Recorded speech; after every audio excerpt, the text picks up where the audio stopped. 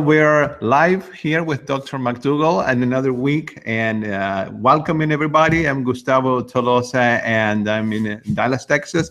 And thank you for joining us. I see people, as usual, from all over the country, all over the world, and we're excited to be back with Dr. McDougall. It is always a pleasure and an honor to talk with Dr. McDougall and to ask him questions and visit. And I know all of you are very appreciative of his time that he's giving us. Dr. McDougall, how are you doing today in California?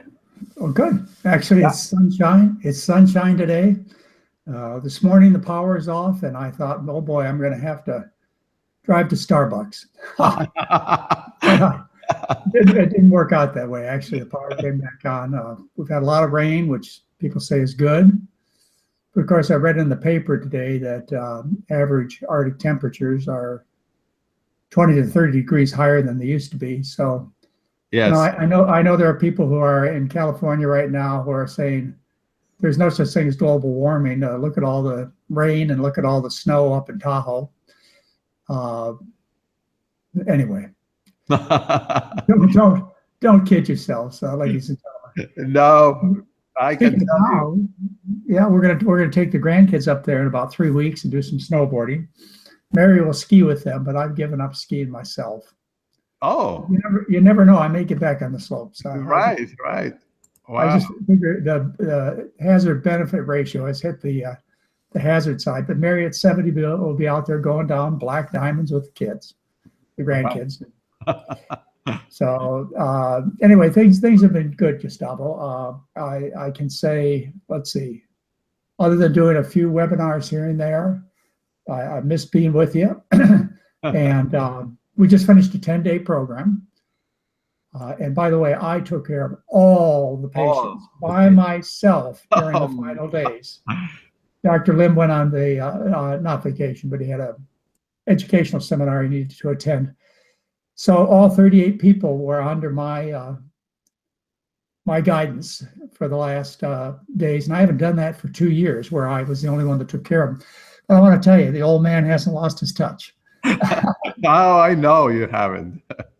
So we had a good time with these 38 people, and their problems ranged from heart failure to kidney failure, just pre-dialysis, to rheumatoid arthritis, to significant diabetes, just a wide variety of problems. And we had a great fourth year medical student with us. I mean, some of the medical students we get are just absolutely outstanding. Probably the best students that I can ever remember seem to come to us, but that shouldn't be surprising. These students are a grade ahead of their colleagues in terms of understanding what's going on. So we had a lot of help from a medical student this time. And by the way, those of you who donate to the 501c3 Foundation, part of what your donation goes to paying for medical students and residents to come and train with myself and Dr. Lim. And part of it goes to research projects that we're still entertaining. As a matter of fact, my hope is that we're going to do a research project with the NIH. But that's just a dream. But there are reasons for me to have that dream. Yeah, and so Mary's well, I'm well, the grandkids are well. Just to kind of update, I don't know where we left off last time, but the last newsletter I wrote was about Henry Heimlich. And you all should read it, and not because Henry Heimlich is an expert on diet, but because Henry Heimlich has saved more lives than anybody else in modern history, and he died at 96. And I know I told you all this, but I think what you need to gain from watching this December 2016 newsletter is you need to learn how to do the Heimlich maneuver. I think probably I saved Mary's life this year when she choked at dinner on probably some cauliflower. Most people who choke, who have cafe coronaries, they choke on pork or lobster or beef or things like that. But whatever, something went down the wrong way for Mary, and I was right there to help her. Whether or not she would have got that piece of cauliflower out of her throat by herself, or I don't know. But you all should know the Heimlich maneuver. You ought to be an expert on it. And in that newsletter, December 2016, I played for you a TV show, my TV show, McDougall MD, which was on in 95% of the households at one time for almost 5 years. And one of my guests was Henry Heimlich. And on that show, there were two young girls, and one of the youngest, we're talking about girls maybe 10 or 13 years old, the youngest saved her older sister with the Heimlich maneuver. And the other thing you really need to know the Heimlich maneuver for is drowning. Don't let anybody kid you. The Heart Association does not recommend the Heimlich maneuver for drowning. Ladies and gentlemen, you can't blow air into the lungs that are filled with water. CPR, mouth to mouth, does not work if you have a liter of water in the victim's lungs. So what you need to do is you need to get the water out of the lungs, regardless of whatever else you're taught. Well, lifeguards used to be routinely taught to do the Heimlich maneuver. And Henry told me when we were friends before he died, he said one of the reasons he discovered this is in his search in the past about how you took care of a drowning victim. And what lifeguards used to do is they used to run out into the water, grab the victim, throw them over their shoulder, and run up the beach with the victim over the shoulder. And by the time they got on the beach, usually the drowning victim was awake and breathing, because what happens when you throw somebody on your shoulder, you do the Heimlich maneuver as you push your shoulder into their abdomen. Right. And then there used to be a way that we used to be taught 40 years ago to save people. It was by pushing on the back of their chest, then coming around and pulling on their arms. So somehow you cause ventilation to occur. And I asked Hank, and I never called him Hank or Henry. I always called him Dr. Heimlich. I asked him whether or not that maneuver that we were taught 40 years ago worked. He said, of course, John. He says, when you push on somebody's back, you push the water out of their lungs. So I tell you, for your kids or for anybody else that you find in a swimming pool or drowning in a stream or ocean, unless you do the Heimlich maneuver first or somewhere or another, get the water out of their lungs, throw them over your shoulder, whatever you have to do, you're wasting your time doing mouth to mouth, and you're going to, delay the person's recovery, cause them death, cause brain damage. So don't do that delay. Well, anyway, the Heart Association is against those recommendations these days, but they used to be in favor. And the other thing that they teach is they teach you when you get something in your lungs to do back slaps. Well, Heimlich told me back then, and we were good friends. In fact, I told you one of my honors is that when Henry Heimlich got sick, he came to me for help. But he told me back then, as is true now, that when you slap somebody on the back, you lodge whatever's in their throat deeper in their lungs. So you ask yourself, why in the world does the Heart Association and the Red Cross, that's the other organization, why do they continue to teach not doing the Heimlich maneuver during drowning instead of doing mouth to mouth? And why do they continue to teach back slaps? Well, it's because of ego. And Hank clearly told me this, Dr. Heimlich. He clearly told me it was ego. He says, John, if they admitted what they've been teaching for decades was killing people, it would be too much. They couldn't do that. And that's why they won't admit that they're wrong. They were wrong 20 years ago, and they're wrong today because they've reversed any attempts to teach people the Heimlich maneuver. And it's the same thing with the heart business. If the doctors were going to come out and tell you that heart surgery does not save lives, then they have to admit that they killed Neil Armstrong, which they did in his 80s. That's our national hero, the first man on the moon. They killed him with heart surgery. They'd have to admit that they kill and maim, brain damage, strokes, all kinds of things. About 1 million people a year in the U.S. Right. At a cost of $100 billion, and they're not going to admit that. I mean, even when they're wrong, even though the American Heart Association, the American College of Cardiology, clearly told cardiologists to stop doing surgery on chronic coronary artery disease, they won't admit it.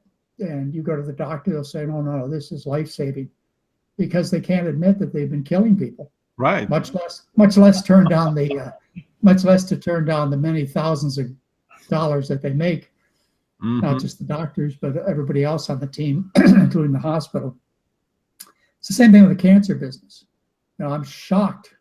I had a patient with breast cancer last program. And I'm shocked that mastectomies have become more popular when back in 1982, I did it pretty much myself. Got a law passed in Hawaii, which is called an informed consent law, which forced doctors to tell women that breast surgery does not save lives. And there are now 18 laws of informed consent in the United States, at least.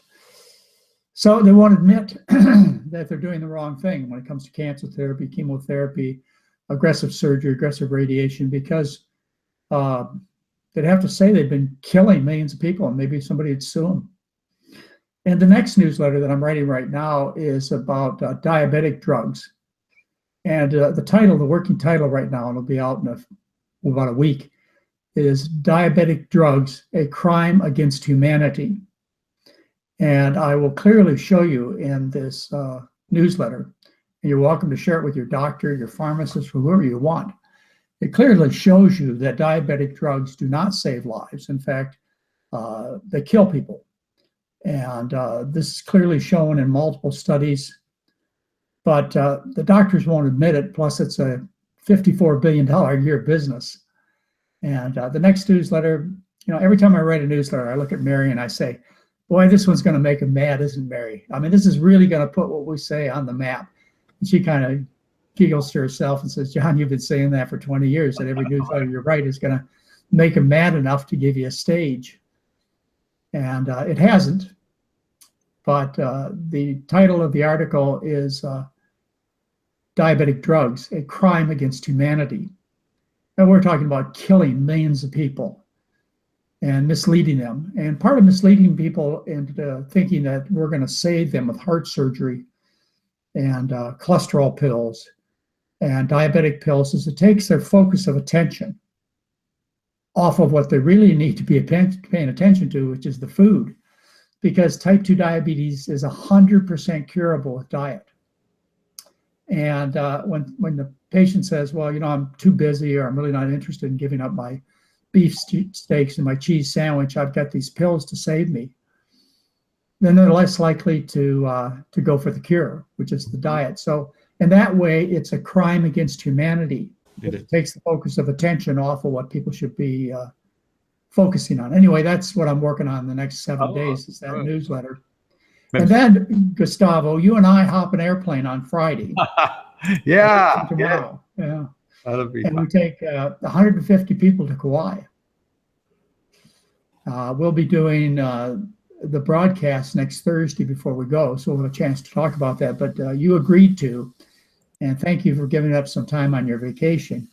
You agreed to take a couple hours off the following Thursday, which will probably be the first Thursday in February. And we're going to broadcast from the Kauai Sheraton, and I hope we get a beautiful view of the ocean, and everybody watching says, oh my goodness, are they having a good time? Maybe next year I'll find a way to sign on. Likely we're going to go back to Hawaii in January of 2018. Or you may be thinking, well, I'll go to Alaska with them in 2018. And by the way, none of these dates are set. We've signed no contracts. It's just what Mary and I are thinking about doing. And there are only 52 spots on the Alaska boat because our family takes up the rest, which are a total of 62 spots. But anyway, we're going to be doing that next week, Gustavo. And then the week after that, we've got this amazing advanced study weekend. David Katz will be there. I'm flying in the SpudFit guy from Australia. Right. Andrew Taylor. There's going to be a guy that will change your life. In fact, I hope to send out a newsletter to you. For those of you who can't come to the Advanced Study Weekend, which is February 10th through 12th, 2017, there is a speaker we're having. His name is Kevin Hall, PhD from the NIH. Took me 6 months to get him here because The NIH has to approve to make sure there's no conflicts of interest, etc. I wanted to fly him here first class. He would be able to take, he takes no honorarium. He can't because he works for the NIH. He couldn't take a first class ticket. It's just, I'm amazed that he's coming, Kevin Hall. But we'll send out to you this week, and I know all of you should be. If you're not, you're on the mailing list. And one of the promotions for the Advanced Study Weekend will be Kevin Hall. And to link to that is a New York University Grand Rounds, which he gave. And you need to watch it because it clearly says the low carbers are wrong. And he specifically names Gary Taubes and Mark Hyman and clearly says they are wrong.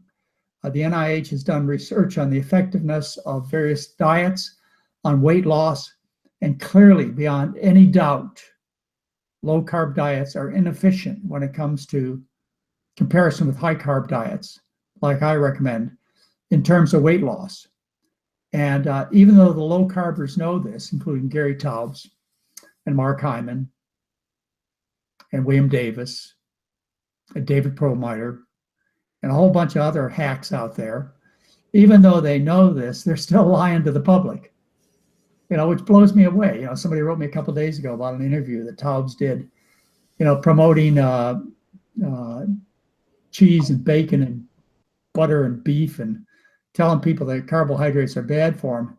So even though Kevin Hall's work from the NIH, which is published and undeniable, shows what these low carbers are saying is wrong, he has a big slide. I mean, you'll love the slide when you watch the NYU presentation. And one of the slides, he has a picture of our soon-to-be named president, which will be within 24 hours, a big picture of his face and blonde hair. And words underneath it say, wrong, in reference to these low carbers, specifically Mark Hyman and Gary Taubes. But you can throw the bunch of these bacon eaters in the same bucket because they're all wrong and they're all lying to you. But I can't get the stage. Right. Neither can Ornish, neither can Neil Bernard. The beef, dairy, and meat industry have worked hard to keep us off the stage. And case in point, I told you last year in August that I was scheduled to be on Oz's show. I think it was September 27th. And I was banned. I will never appear on Oz, nor the Doctor's Show, nor any of these other TV shows, and we will not get the stage because big farm, big food, big medicine, they own everything. And only because you and I, Gustavo, can get together once a week and share with our small group, which is probably 50,000 people, we can share this this type of information online as we are now. And by the way, you can give it to your low carb experts and friends and tell them what Dr. McDougall said about them. And I'm welcome to hear from their attorneys too. You can tell them what I said. Anyway, there's no response. There's no benefit to Right. giving me the stage. Right. So anyway, getting back, you don't want to miss this Advanced Study Weekend. If you can make it, February 10th, there will be no other Advanced Study Weekends in 2017. Oh. Why? Because we're doing another intensive weekend. Oh. Yeah. So this is the only one. Are you coming? Yeah. Yes, I am coming. So it'll be fun. Are you, for those people who just cannot make it, are you offering the broadcast or? We are, but we're not going to do it almost instant because there've just been too many problems, and it costs me about, which I lose, by the way. Yeah. $20,000 to $30,000. Yes. Do almost live broadcasts. So we'll be editing it, which will be a better show. Right. Doing a post weekend edit, and hopefully we'll have it out within 4 days.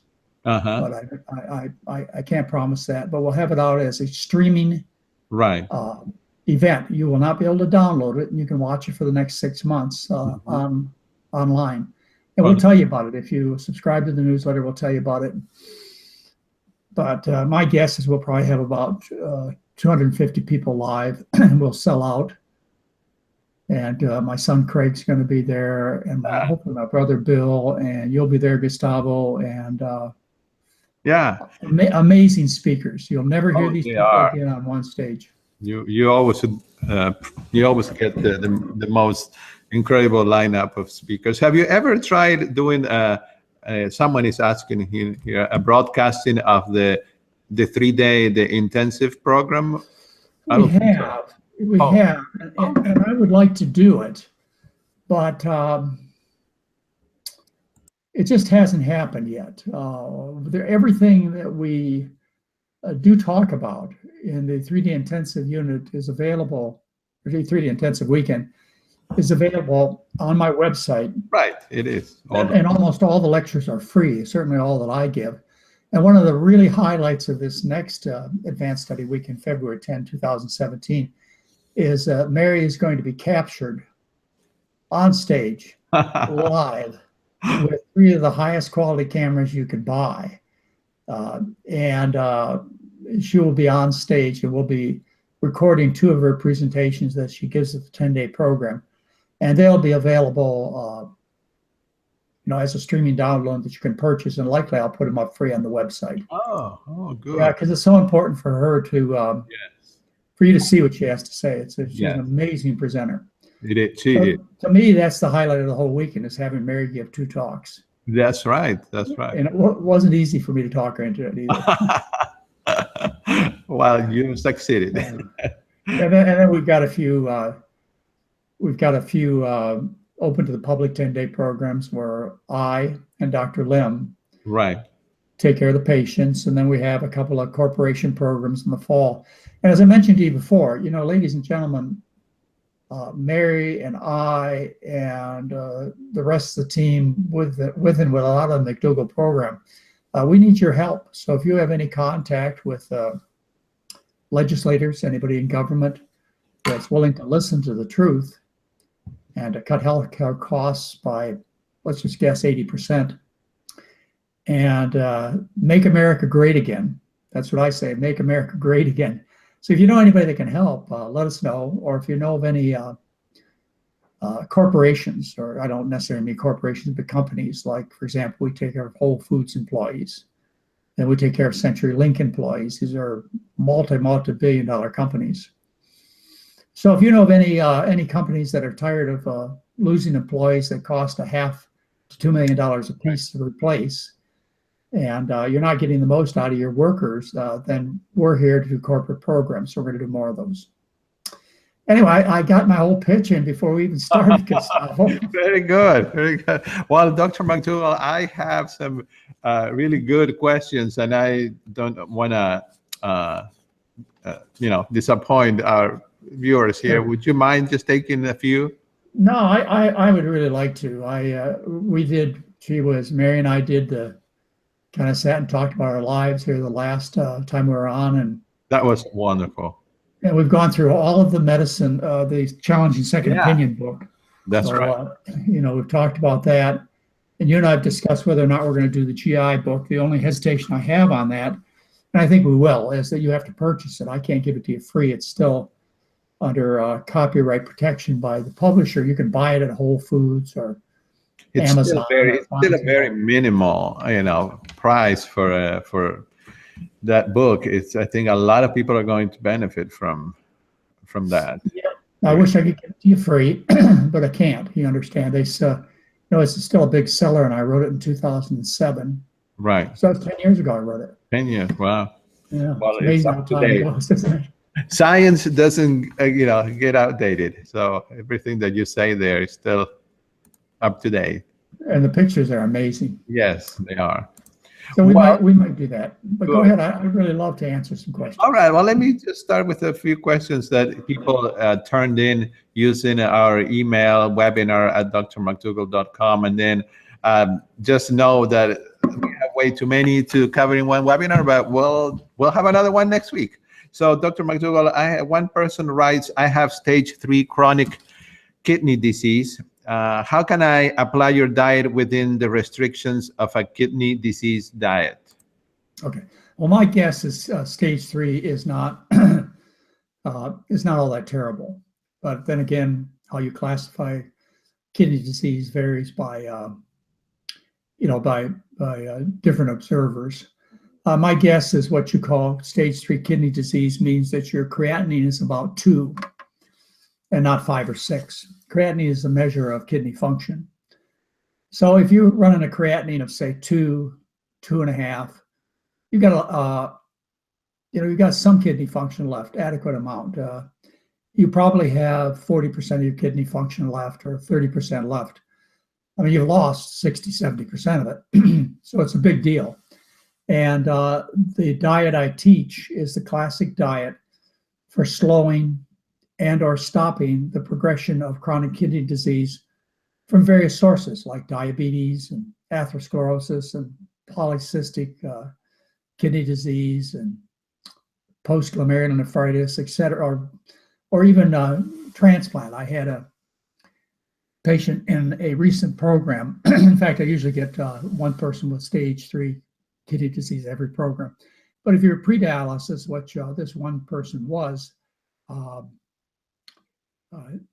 with a kidney function of about 12%, I taught him or her the diet, and likely he or she will be able to avoid kidney transplant for much longer, because his or her kidney doctor clearly said that the patient should have a transplant before getting on dialysis, because dialysis is just so hard on the body.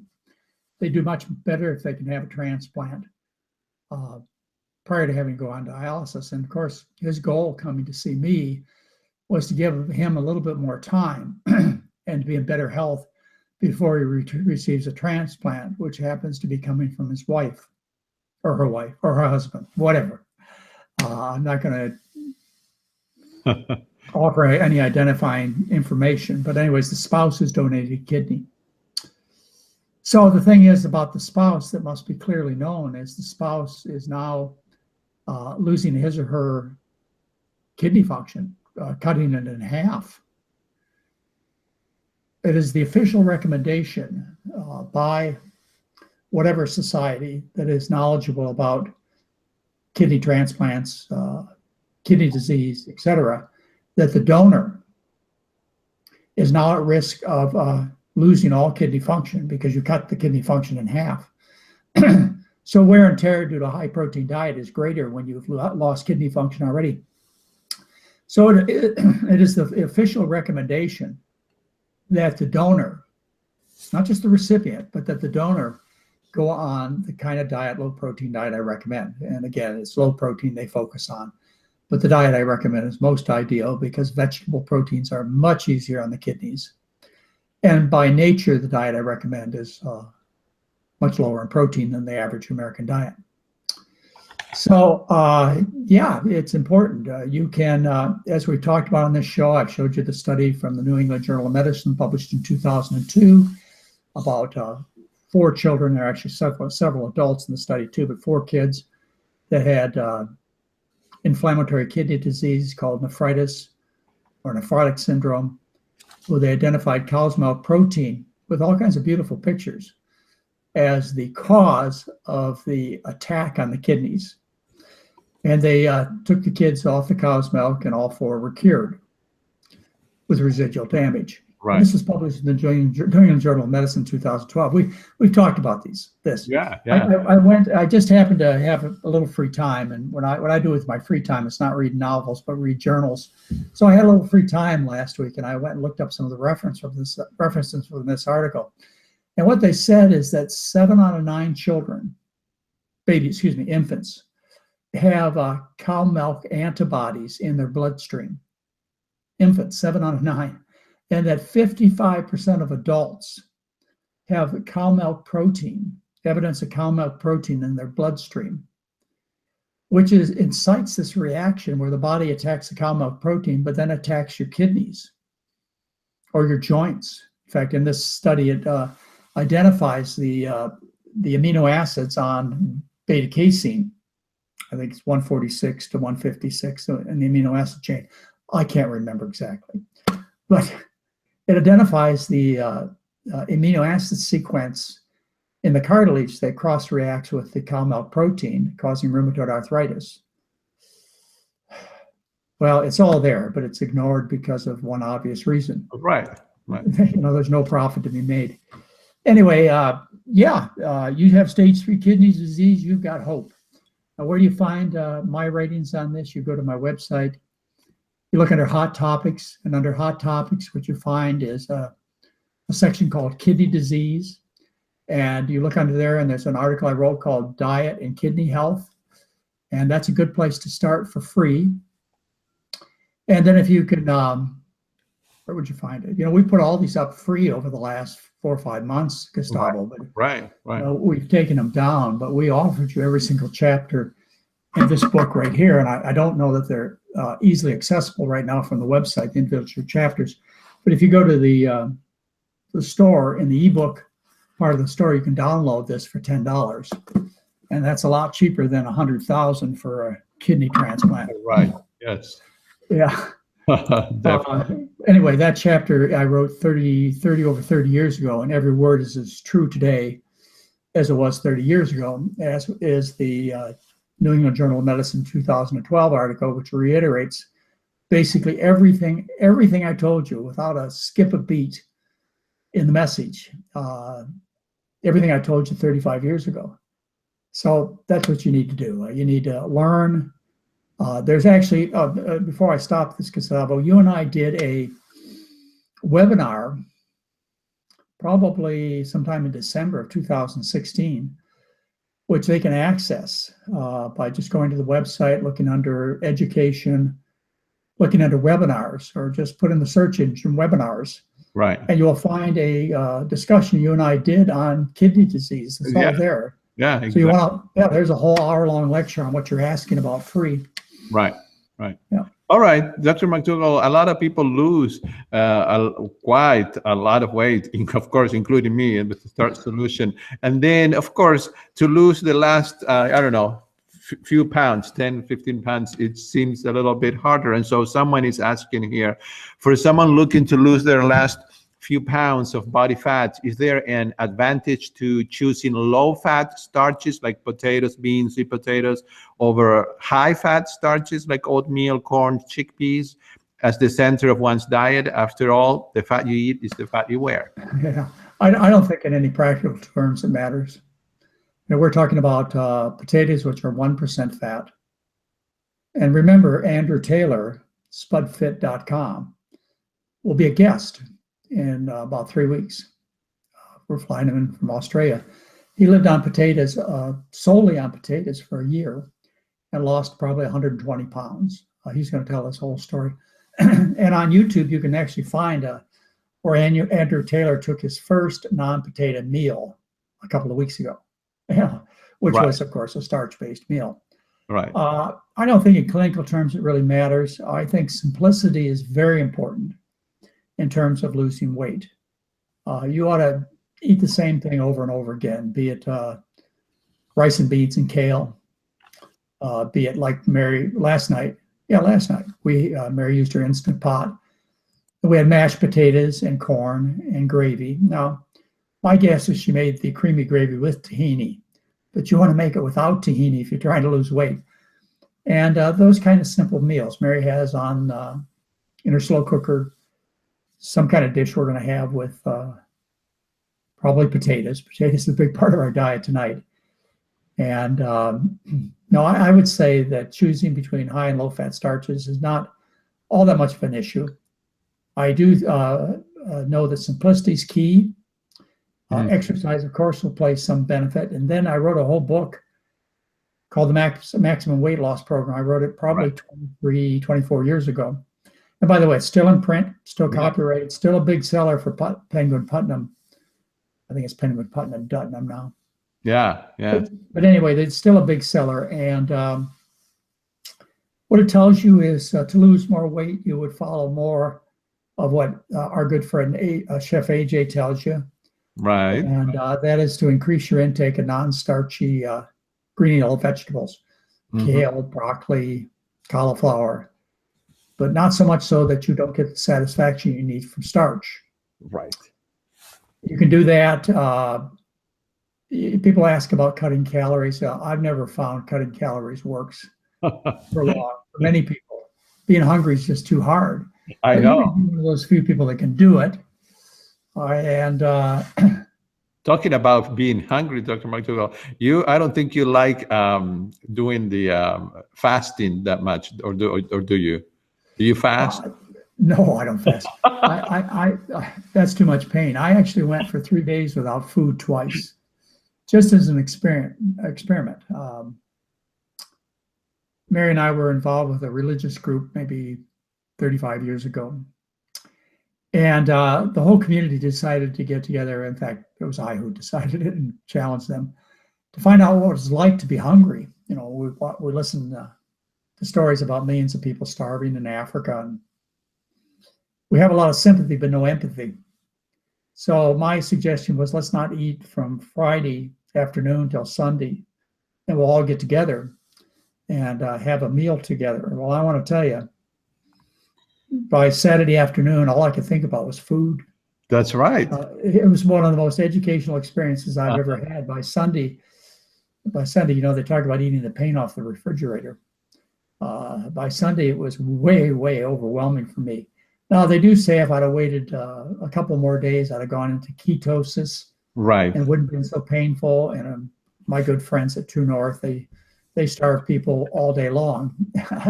Yeah, with their exactly. water fasting approach. And so after 3 or 4 days, I guess it doesn't hurt so bad. I was never able to go that long. But no, I don't fast, and I don't know that intermittently fasting is worthwhile. Likewise, I don't know that long-term fasting is worthwhile unless you latch on to the message that the people at True North give, which is when you're refeeding, you learn a diet, which is called the McDougall diet. Of course, they use no salt or sugar, so it's a little less palatable for most people. But you have to learn that diet, otherwise you're week or 4 weeks of fasting. And by the way, I was over there to give a talk 2 weeks ago. Mary and I were at True North to give a talk, and we met some of our earlier patients who had fasted for 4 weeks and lost 50 pounds. I mean, just on water. And I looked at both of them, and they both still have another 50 pounds to go. And I thought, my goodness, I hope this was enough of an experience to convince you that eating the McDougall diet is easy compared to living on water. That's right. So if that was the ultimate consequence of them going for a week without food, that they, you know, as my dad used to say, prisoners they were fed bread and water, and it starts to taste like steak and chocolate candy after about three weeks. That's right. That's right. You know, so if you're having trouble learning what we teach, which is a starch-based diet, then 3 days or 3 weeks or whatever without food will convince you that what we recommend is moderate and reasonable and sensible. Let me just end with one other thing, and that is that the question that you have, the question the person asks is does it always work? And my answer, the best answer I give you is I've been on planet Earth almost 70 years. And I've been aware of the media for 60 of those years. You know, once in a while watching cartoons, I'd run across a newscast 60 years ago. So I've been aware of world history and geography for 60 years. And there was a time when you could look at countries. And the best example I can remember is when I was peripherally, and I mean peripherally, involved in the Vietnam conflict. And we look pictures of people in Vietnam. I mean, there'd be thousands of people, and there were no fat people. And so it was before 1980 in China, and in Japan and Thailand, and even the Philippines before 1980, there were no fat people. And then industry stuck their dirty fingers in these countries, and now obesity is epidemic in all the countries I mentioned, including India. Right. And so you say, well, does it ever fail? Well, you know what? There used to be 2 billion people who lived on 90% of their diet is rice. Mm-hmm. And yeah, they worked a little harder than most folks, but some were teachers and ministers, right, and shopkeepers. And they didn't exercise, and they weren't fat. My best answer to you is never go out to eat. because they always sneak oil in your food. Always. And unless you go with us to the Sheraton Kauai. That's right. Next week. And it's the best. We have 150 people that we are going to feed. Oh. They're prepared. We're going to do it without any calamity or unhappiness, because that's the way we run programs. Oh, yeah. Yes. Great coordination. But yeah, those are my best hints to you. Okay. Stick with it. Right. Get a little exercise. Simplicity is paramount. It's paramount. Leave the refined foods behind. Like, for example, the lunch today, Mary just took a loaf of whole wheat bread that we get from our local bakery, which is made with no oil and no animals. She just took it out of the freezer, and we're likely going to have lettuce and tomato sandwiches for lunch. And or if we have a Dr. McDougall soup, which we do support that brand. I'll have a tortilla soup at lunch in a few minutes, and a piece of bread. But eating a loaf of bread is not the easiest way to lose weight either. You want to have whole starches like wheat berries. Yeah. Right. Dr. McDougall, you mentioned a few seconds ago about ketosis, and one of our viewers was asking if you could just talk a little bit about what it means. And it says, can you explain it and how it relates to weight loss and body fat? Does burning fat, even on a low-fat, whole food, plant-based diet, produce ketosis? No, never, unless you're starving. Right. If you're not eating enough food, you'll go into ketosis on any diet, because that's the natural thing for the body to do. Ketosis is a natural state that occurs as a consequence of illness and starvation. The reason it occurs with starvation is because, as I mentioned, the first 3 days of starving are terrible. But after that, you go into ketosis, and ketones, which are in the bloodstream, suppress the appetite. So the next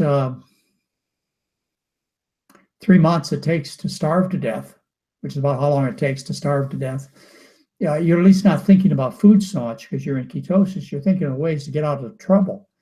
So it's a natural mechanism for people when they're starving to focus their attention outside of the pain of starvation. You go into ketosis after about 3-4 days of starvation.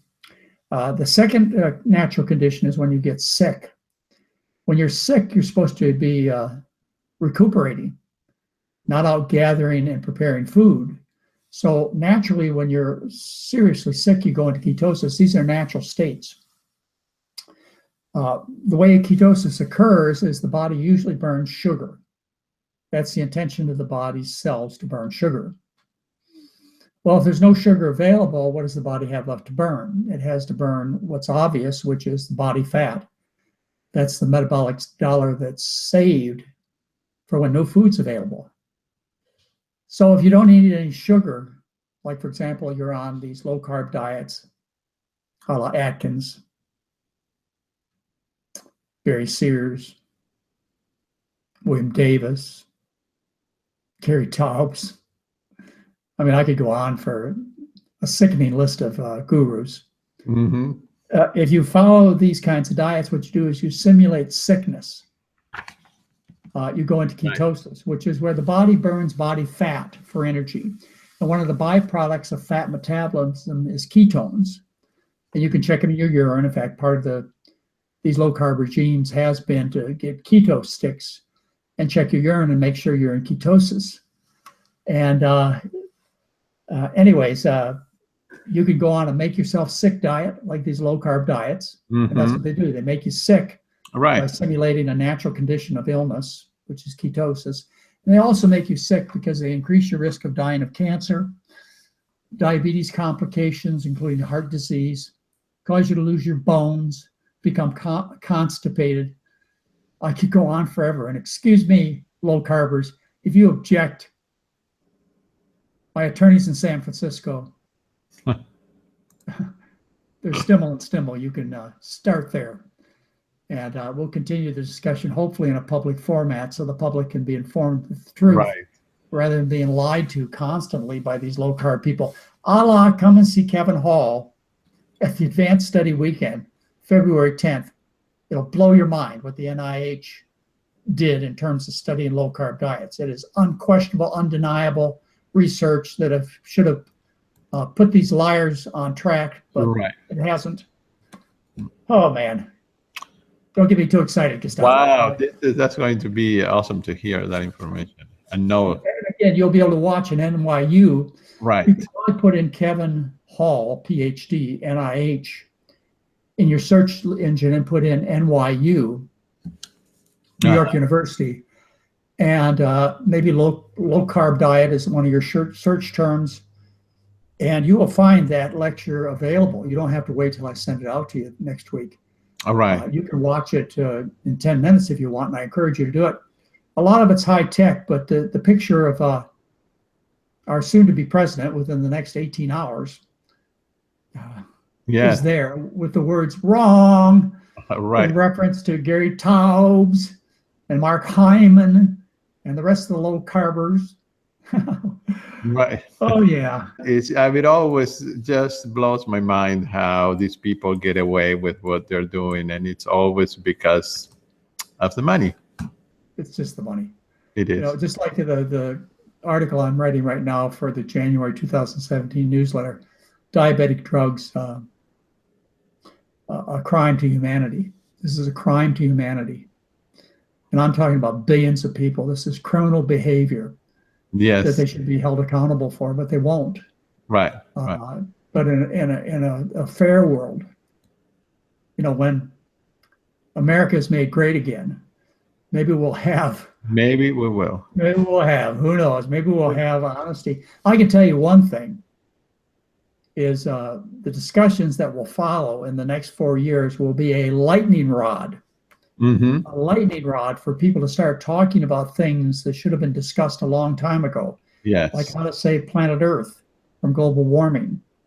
Like how to stop the obesity epidemic, which has increased by 4%. It has increased. Over the last 8 years of Obama administration, and prior to that, since 2004, since William Jefferson Clinton, our 42nd president, was saved by a healthy diet, the kind of diet I recommend. So at that time when we had Barack Obama,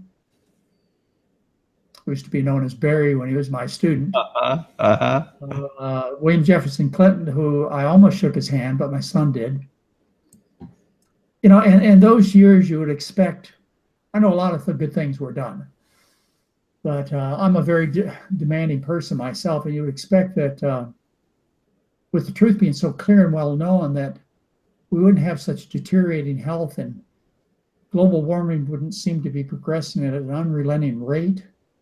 So the next 4 years, even though they will be different than we've ever seen before, there will be lightning rods. Yes. For various topics that hopefully ultimately will result in people marching in the street and in a revolution that this world is long overdue to have. Oh boy, Gustavo, don't get me started now. No. Well, I mean, one of these things is because I see here a person that seems to have family members that go hunting, and of course that's another area. I mean, there are so many species that are disappearing, and she's saying, please, Dr. McDougall, tell my family that deer meat is not any better than cow or chicken or fish or anything. Well, it's infected with prions, right, which cause mad cow disease. You can start there. I mean, the wild herds of deer are highly infected. When I was a young boy, maybe 12, the people across the street used to kill deers, and I would go over to their garage and watch them skin the deer and make venison, and then they asked me to eat it. And I was a big beef and pork eater, covered with salt and sauces, but venison was far more disgusting than even as a 10 or 12-year-old I could stand. You know, I don't know. Who am I to criticize? I wrote a chapter in the Starch Solution called Confessions of a Fish Killer. That's right. Yes. I used to be a fish killer. I would spear them and I'd hook them. And I'm ashamed of what I did. I've told you that many times. But there are lots of things that we do and your family does that hopefully someday we'll all be ashamed of. Like Right. giraffes, they say, are almost extinct. Yes, it's You sad, very sad. As far as deer, there are probably 10 or 15 that come out into my front yard and eat all my plants. So don't get me on that discussion. No, no, oh, we won't do that. I've seen your yard; it's beautiful, and oh wow. Well, Dr. McDougall, how about if you just one of my passions and one person is writing here is to take care of children's health, because of course they're our future, and we need to take care of them. And this person is writing a question saying, my question is regarding raising plant-based kids and advice to help them make the best decisions when they are in school or when they're away from parents. Well, that's about 15 questions that I'd like to answer. Yeah. First of all, the way we take care of children is child abuse. You can do that if you're over 21. Enjoy an American feast burger with hot dogs and bacon and beef and whatever you want. But when you feed children foods like this is child abuse. Yes. I wrote Governor Scott of Florida a letter about 5 years ago. You can find it on my website. It's a letter about child abuse. Governor Scott of Florida, they passed a law which he highly supported, and that is that if professionals like myself, and I am licensed in Florida, by the way, I have an active medical license. If professionals like myself, doctors or dietitians or psychologists or psychiatrists, fail to report child abuse, then they're subject to severe penalties, including jail.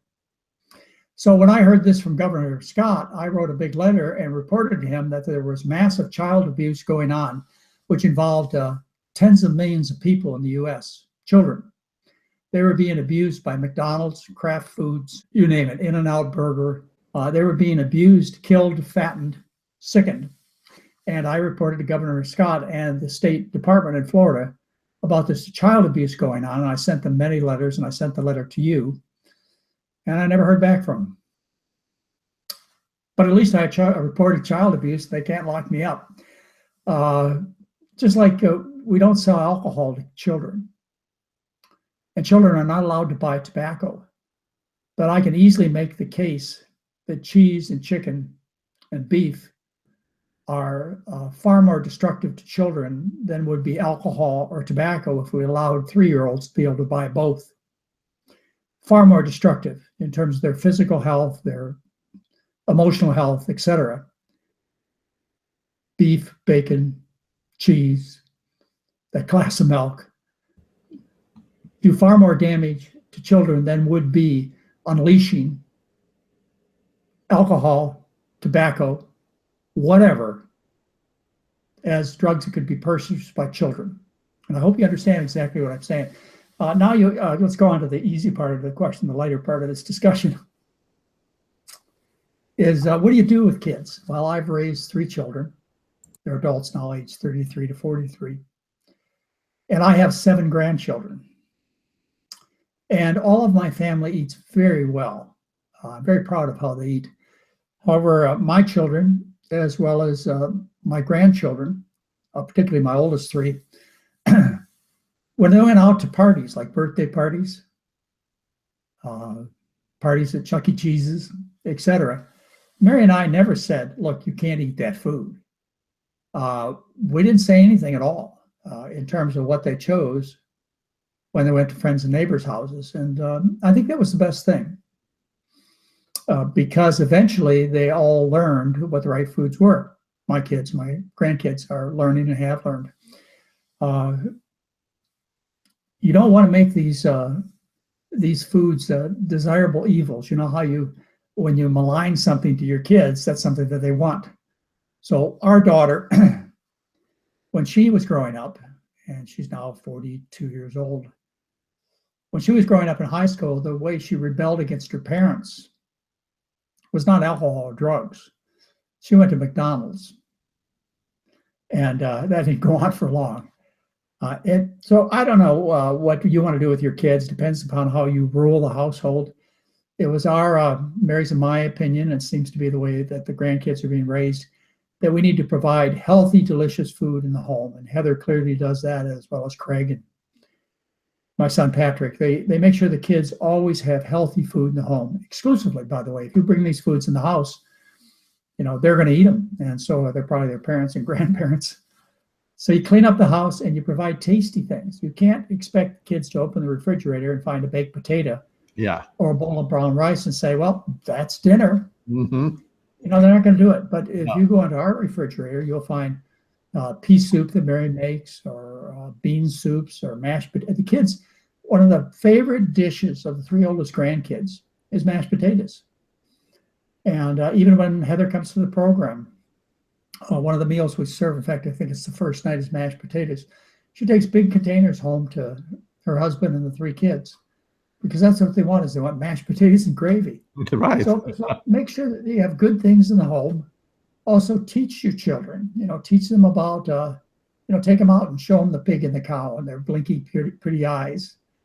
Tell them this is what you're eating. I know it doesn't look like a pig or a cow or a chicken on the table, but this is what you're eating. Tell them about things that are important to the children, like performance. My middle grandson, I've told you this, this will be my second grandson of Heather's family. His team just won state championship in soccer in California. And he's been picked for the most progressive, demanding soccer teams in the state. And I tell him, as I do the other grandkids, if you want to win on the field, you've got to eat like winners eat. And they certainly understand how marathon and triathlon winners eat, high carb diets, and how the gladiators used to eat. And so part of their training regime to be top athletes, which they all 3 are, is to eat a healthy diet. So tell your kids about winning. Tell them things about constipation. I mean, some of your children have bowel movements. Maybe not yours, but your sisters and brothers do. Some of the kids have bowel movements every 3 to 15 days and bleed and suffer on the toilet. Kids don't want to do that. They may not know that it's not normal, but explain to them. Explain to them why they have headaches and joint pains and all the different things that they're suffering. And then as they get older, boy, I'll tell you, teenagers, I remember I was one and raised 3 others, and I'm about to raise, my oldest grandson will be 13 in just a few days. Yeah. Teenager, one hair is out of place, a little pimple. Oh my goodness, I can't go to school today, Mom and Dad. No way. Yeah, well, tell them, the reason you're fat, and by the way, a third of the kids are fat. Right. 17% are obese. And I don't think this is an attractive nature of children these days, even though it's so common. Tell them the reason you're fat and unattractive. Excuse me if you don't like the words I'm using, but it is absolutely true. Your children are suffering by being the obese kid in the class, which, by the way, 17 out of 100 are. Tell them why they have oily skin and acne. Tell them about why they stink. They smell like dead animals. Their classmates notice. Bobby stinks. Why does Bobby stink? Well, because Bobby's diet is dead animals and their secretions, their mammalian secretions. That's why Bobby and Sally stink. So tell the kids that. And then as they get a little older, if they can suffer the pain, and I don't do this to my grandkids much, tell them that Arctic temperatures have increased by 20 to 30 degrees in the last few decades. Tell them that there's a piece of the Antarctic the size of Delaware that's about to fall off, like in the next few months, certainly not more than the next few years. It's about to fall off in the ocean, which will eventually result in a 4-inch rise in sea level, which will eventually mean that people living in Florida are going to be moving to Santa Rosa and to Dallas, Texas. I don't know how high your sea level is, Gustavo, but those people that are underwater in Miami, which they are, by the way, the streets of Miami are already flooded, even without storms. When they don't have homes anymore in Florida, Bangladesh, coastal India, coastal China, Japan, they're going to be coming knocking on your door. Mm-hmm. You know, there'd be 50 people outside my house saying, you know, there are only you and Mary living there. We can put 50 families in your house. Right. And believe me, well, anyway, you understand the whole scenario. So tell the kids there's a world to save, and that's why, Gustavo, you and I and Mary and Doug Lyle and Dean Ornish and Neil Bedard and Michael Greger and Esselstyn and T. Colin Campbell, and gee, I could go on and name maybe 50 people that I personally know, and there's probably 50,000 I don't know, who understand that we have a world worth saving. And tell your kids, paramount to saving planet Earth is for us to switch from an animal food-based diet to a starch-based diet. Savings are huge. I can show you scientific data that shows the impact of growing beef on our environment is 100 times greater than the impact of growing potatoes. Oh, yeah. I can show you where we can get 17 times more protein and calories from an acre growing potatoes than you can beef. You know, half the greenhouse gases are produced by livestock. Get real. You know, you asked me if there's going to be change. You know, you're worried about what's going to happen tomorrow. Yeah. Maybe you're happy about it. Mother Nature doesn't care who's president in the next 4 years. She's got a plan of her own, and it ain't pretty. So anyway, yeah, it's crucial to educate kids, like you're saying, because they are intelligent. They really listen and they really process the information. Yeah, I at my children's school last June, there was an 8th grader who, you probably heard me tell this story before, but he was raised in 4-H, and his family has cattle on their ranch. And he gave a talk about whether or not, he asked how many people in the audience at this school were vegan. And Mary and I and Heather and maybe no more than a half a dozen other people stood up. And then he went on and gave this most amazing lecture about how you ought to rethink all this. He's an 8th grader. How you ought to rethink all of this. And I wrote the school through the president, asked them to pass it on to his parents about what an amazing presentation he gave, and what an impact what he said had on myself, and I'm sure the rest of the audience. So there are a lot of young people out there who are aware, and a lot of them extremely talented. And this was just one example. I wish I would have had that presentation recorded and had the permission of the school and the parents to show it to you, because it would have blown you away what this child, an adult, had to say, and how he called upon us parents and grandparents to do the right thing. You know, do the right thing.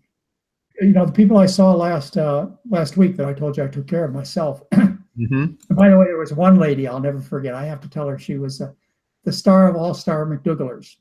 She escaped UCLA and one other major heart center in Los Angeles. She refused heart surgery with as many as 20 doctors standing in a room telling her she would die if she didn't submit to coronary artery bypass surgery. And I told her, I said, you know, you're the toughest woman I've ever seen, because she checked herself out. And by the way, she had a medical background herself. I said, I've never seen anybody as strong as you. I said, I don't think anybody I know of, except for myself, would be strong enough to look 15, 20 specialists in the eye who say, you will die if you don't have this heart surgery. But by the way, a few of them came in after hours and told her private bedside talks, you know, you're at high risk and this is likely to kill you. So there were a few honest doctors who stepped forward. But I don't know how I got there, but an amazing person. So yeah, just go spread the good news. If over the next 4 years we put 10,000 hospitals out of business in the U.S. and Europe, we put a few drug companies in bankruptcy. Hey, if a few bypass surgeons and breast cancer amputee surgeons, they have to drive taxi cabs. it's all right with me. That's right. I'm not here to support the welfare of these businesses. I swore an oath. I swore an oath to take care of my patients, not the economic welfare of my colleagues, Right. or associated businesses. So feel the same way. Spread the good news. Help us. Every person counts. Yes, every person counts. And when the webinars go out, the people can actually share them on their social media. So that's a way to spread it.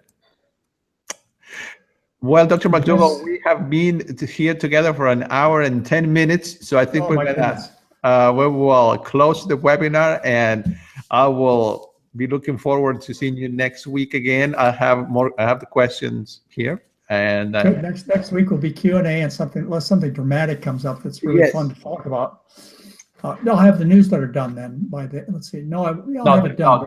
One more week. Okay, but that would be wonderful to discuss that newsletter, because of course the topic of diabetes and medicine, diabetic comes up all the time. A crime against humanity. Mm-hmm. And you read this newsletter, and of course I make it in a very user-friendly form, but it's something that is highly backed up and documented by the research, which you can also read if you choose. But you also, if you're on diabetic drugs, take it to your doctor and say, look, Dr. McDougall, who I think is okay, he's a little health foodie, you know, a little controversial and doesn't have the most pleasant personality, but he wrote this newsletter that say diabetic drugs are a crime against humanity.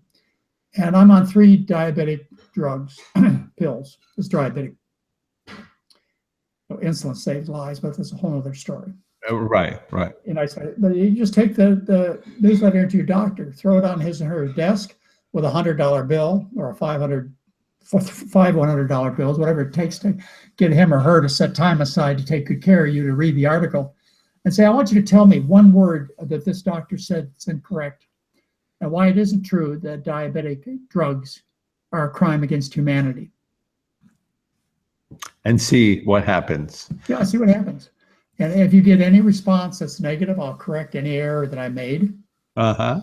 Not that I don't make errors, but I doubt it. Uh-huh. Yes. What they'll do is, if you object, is you say, I'm not taking any of these dangerous drugs again, they'll say, okay, whatever you're doing is fine. Next, come on, That's next. Right. Exactly. That's exactly right. It's just business. Don't get personal. I do remember. Thank you, Gustavo. I do remember going to my doctor the first time after starting the McDougall diet and having lost 70 pounds, and he was like, "Oh, well, great. Whatever you're doing, keep on doing. Next." Next. Yeah, that's it. Yeah. All right. Well, thank you so much again, and thank you, everyone. And we'll just see you next week, hopefully. That's our plan. Okay, that's the plan. All right. Bye-bye.